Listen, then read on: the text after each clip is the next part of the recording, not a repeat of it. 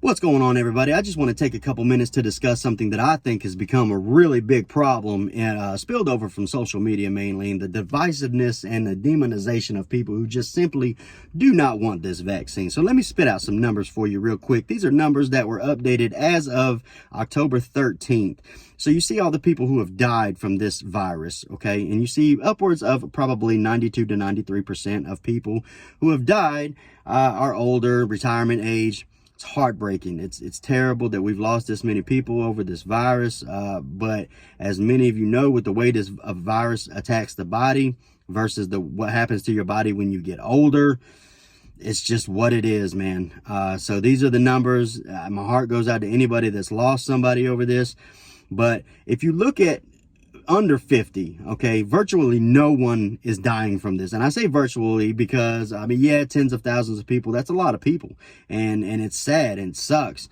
But if you look at these numbers and you see how many people have actually been infected by the virus, you see that it's really a couple percent of people as a whole that are dying who are younger from this virus. And there's been studies shown, you can find them yourself, that these people that are younger who are dying from this virus have an average of about 4 other comorbidities going on, whether that be health, heart problems, lung issues, overweight, something else going on besides the corona that's killing these people.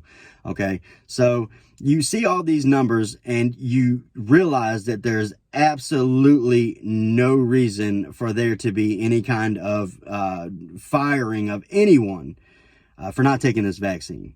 People demonize people, oh, you're killing people by not taking it. No, you're not, because if you want to talk about the effectiveness of the virus, let's look at this. The WHO has already said that the virus is not going to be eradicated, and it's probably going to end up just like the seasonal flu, which makes sense because studies have also been shown that this vaccine lasts about as long as the flu vaccine. You get the major spike of antibodies at first, but then after a period of a couple months, you lose the effectiveness of the virus rather quickly.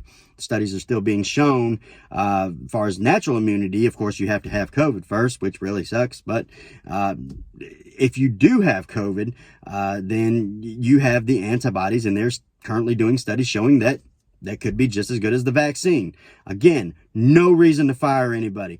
No reason to demonize these nurses who were out there working their asses off, catching COVID from patients all throughout the year with no vaccine available to them. Now you want them gone. Sure, you're a good person. Mr. Keith Oberman, I think most of these nurses have bigger balls than you do, sir.